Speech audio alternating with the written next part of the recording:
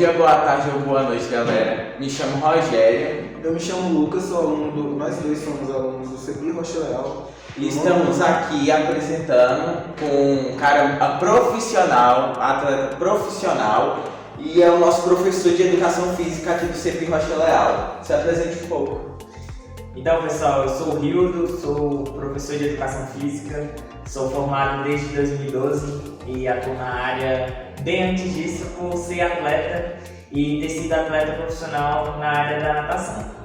Então, Rildo, qual foi o ano que você decidiu começar na parte da natação, assim, começar a sua vida nos esportes, podemos dizer assim? Então, minha vida no esporte, ela começa com 8 anos de idade, onde por meio de um problema de saúde eu tive que entrar no meio aquático, né, fazer uma natação para ter essa melhora. E dentro dessa prática da natação, durante um ano que era para fazer o tratamento, eu acabei evoluindo mais do que os próprios atletas já, dos alunos que tinham na época lá. E uma coisa que foi para a saúde acabou se tornando um esporte profissional, onde eu me destaquei em apenas 3 anos dentro da natação. Eu comecei a subir nos rankings do Brasil, né? E nadei até os 18 anos profissionalmente. E com 16 anos eu fui campeão brasileiro de 50 metros borboleta pela Federação Brasileira de Natação. Você sabe mostrar pra gente qual foi sua primeira medalha? Então, aqui tá algumas das medalhas, eu trouxe poucas porque o resto tá na casa da minha mãe, mas a primeira ela não tá aqui nesse meio.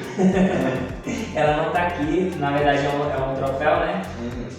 De participação, que foi a primeira medalha, foi de 3º lugar, se não me engano, onde eu nadava um estilo que atualmente eu não nado, que era o nado peito, né? Então foi a minha primeira Você sabe medalha. explicar pra gente como seria esse nado peito? Então, dentro da natação a gente tem 4 modalidades, né? O crawl, que é o nado normal, braços, né? Você deitado sobre a água de frente. Temos o costa, virado a barriga para cima. Temos o peito, que é onde a cabeça ela submerge e emerge, né? Saindo da água. E tem o borboleta, onde que é o nado mais considerado o nado mais bonito, né? Ah, sim. Perguntando, desses todos os seus esportes, qual é o seu favorito? Então, assim, eu sempre fui envolvido com os esportes, porém eu nunca, assim, fiz o futebol, né? Nunca fiz o futebol e tudo. Comecei a natação com 8 anos, nadei até os 18 e após eu ter largado a natação, eu entrei no mundo do voleibol, né? Fiquei 2 anos jogando num time profissional também de vôlei, só que lá eu vi que não era o meu foco ser um atleta de vôlei.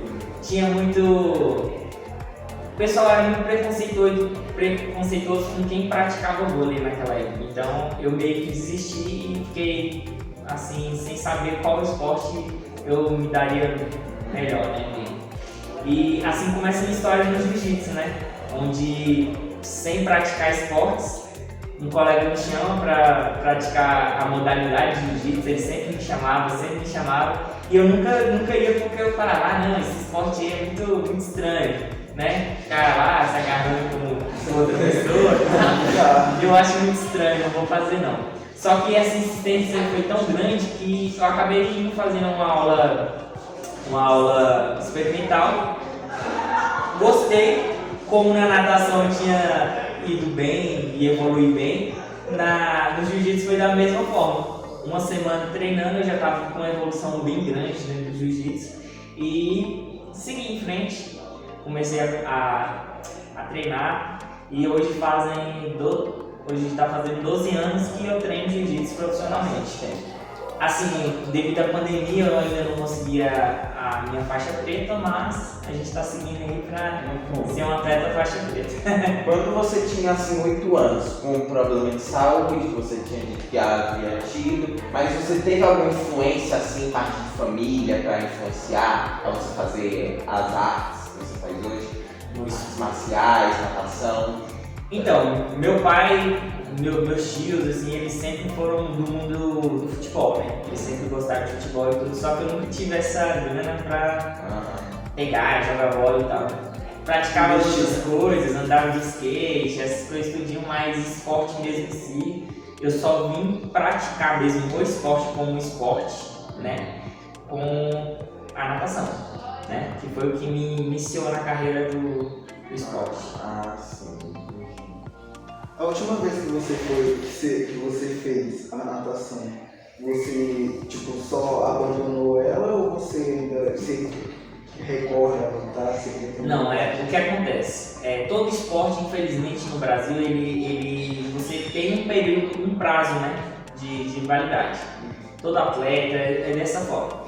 E dentro da natação, eu tive uma oportunidade, né, aos 16 anos, quando eu quebrei o recorde brasileiro, eu tive a oportunidade de sair do país, tal, né, visitar o país lá fora, só que pelo fato de o pai e a mãe terem um pouco de receio, não deixaram. Isso meio que jogou um balde de água firme em mim, né, e eu fui meio que desistindo de ser tão competidor como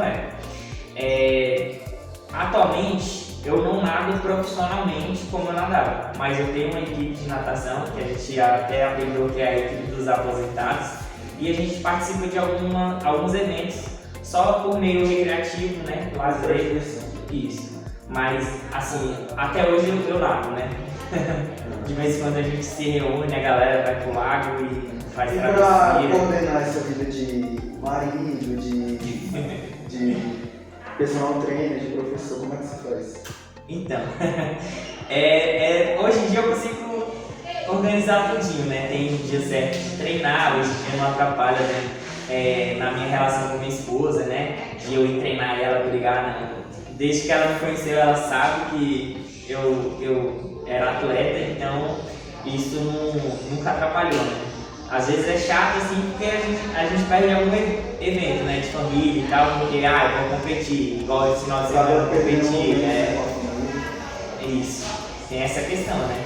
Atrapalha às vezes porque você está envolvido numa competição que geralmente, igual no jiu-jitsu hoje, né, que é o esporte que eu pratico mesmo, que eu estou como atleta até hoje, né? Um evento de competição, ele começa na sexta, acaba no domingo. Então realmente atrapalha um pouco, mas as pessoas sabem levar isso tranquilo. E como é que você. Quantos anos na verdade você tem na musculação? Então, assim, a musculação eu comecei também na mesma época que eu comecei a tratar o problema de saúde que eu tinha, né? Que era um desvio na coluna, por alterações, né, de hormônio. E a academia, eu comecei a treinar justamente com 8 anos de idade. Porém, não era uma academia intensa, era só uma manutenção que eu fazia para correção postural e tudo. Depois, após a formação, né, após eu entrar no mercado de trabalho, na área de educação física mesmo, que eu comecei a treinar por meio dos estudos e tudo, eu comecei a treinar, mas também não para ser um fisiculturista, sim para manter a questão da performance esportiva, né? Hoje a academia, ela me concilia ao que? Eu ganho de força para as lutas, né, que exigem muita força, dependendo da competição que você vai competir. Muito também por causa do jiu-jitsu, né, que ajuda também bastante a pegar. Sim, justamente por isso. Às vezes você pega um competidor dentro da sua categoria, só que ele está saindo da categoria. Eu peso hoje 88 quilos e às vezes eu pego o cara na minha categoria com 100. Então, às vezes esse 100 dele não é peso, é força. Então, se eu treino, eu consigo ir ali, né? Igualar. Os lutadores de sumô mesmo falam que todo mundo acha que ele é gordo e tal, mas ele é realmente muito forte. Qual esporte você, assim, nessa carreira de atleta, meio mundo de coisa que você tem, qual você acha assim, melhor, preferido? Qual o seu preferido? Então, eu, por ser praticante de jiu-jitsu, eu vou falar que é o jiu-jitsu, né? Assim, o jiu-jitsu, ele é muito... Ele contribui muito em questão de mental, Eu tinha lido uma vez uma matéria que fala muito do mental que ajuda pessoas com ansiedade, muito estressado. Eu tinha um amigo do meu irmão, que ele fazia jiu-jitsu muito estressado. Aí ele acabou que quando entrou no jiu-jitsu, ele começou a se desestressar mais. Eu acho que por conta, às vezes a pessoa pensa que é assim, luta, né? A pessoa acha que vai bater em qualquer um, entende? Então, muita gente tem essa percepção errada da luta, né? Acha que entrar na luta é vou entrar para me defender. Só que você acaba, dentro da luta, seguindo uma filosofia de vida, né? Então você consegue criar parâmetros lá, seguir o método, o modo de vida dos atletas que já são da arte marcial, que vê que é um foco totalmente diferente. Você entra querendo uma coisa, só que acaba que você se desenvolve para outra, né? Benefício, né? Isso, porque dentro de todo esporte, principalmente das lutas, a gente segue uma graduação, que é o início, meio e o fim, né? Então, de acordo com o que você vai passando nos anos, você vai perdendo essa primeira pensamento que eu vou entrar aqui para aprender a me defender. Entendeu? Chega a certo momento que você vai ter a cabeça de que esse é um esporte e se eu fizer tal coisa eu vou me prejudicar, entendeu?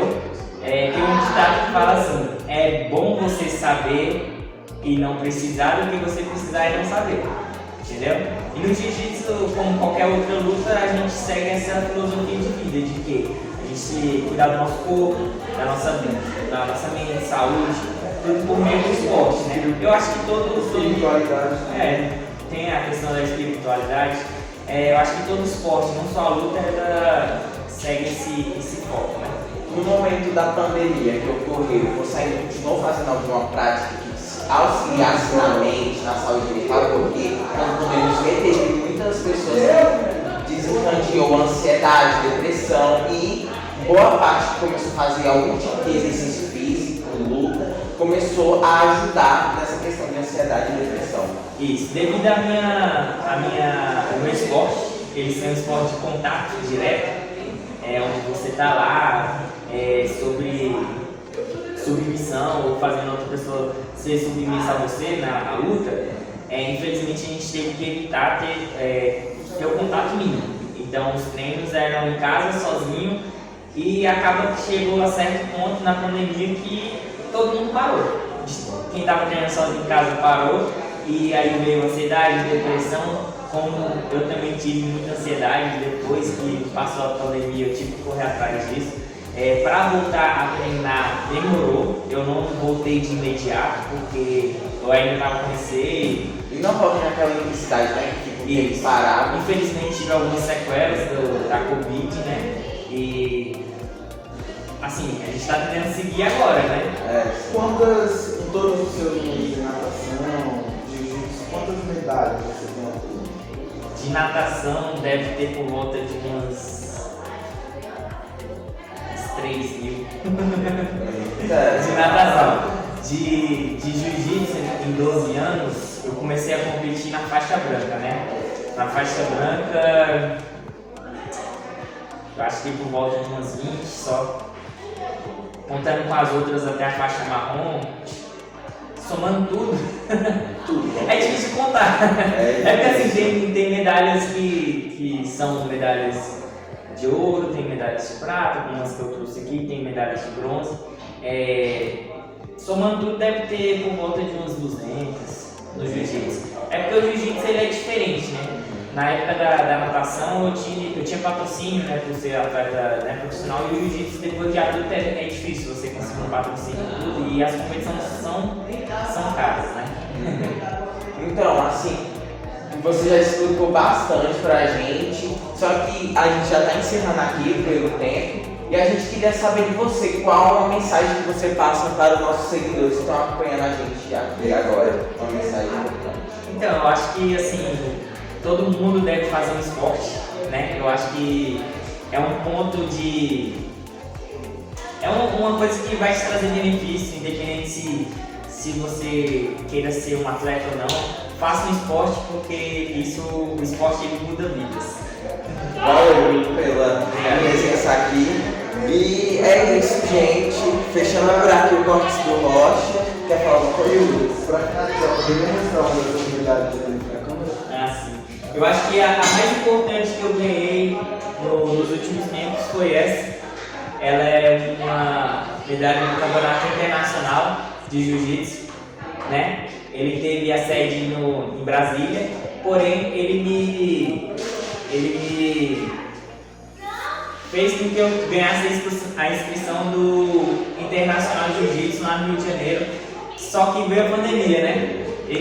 Eu fiquei em segundo lugar, porém no primeiro lugar ele não pôde ir, então eles cederam a inscrição dele para mim e eu ia representar Brasília, né? Na minha categoria, faixa marrom, até 94 quilos, lá em Abu Dhabi.